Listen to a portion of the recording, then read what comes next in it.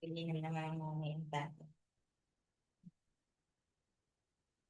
So, para naman sa front desk, ito yung nadagdag natin yung sa completed procedure.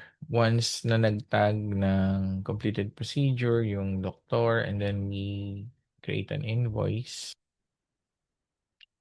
Once they added a recommended schedule, makikita natin dito.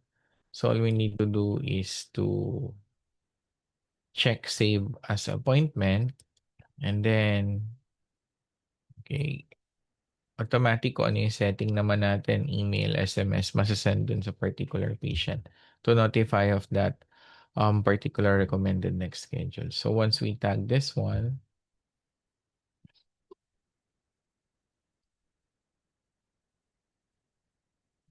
yan, magsisave na siya, and then masasend na yung particular notices na sinelect natin, either email or SMS.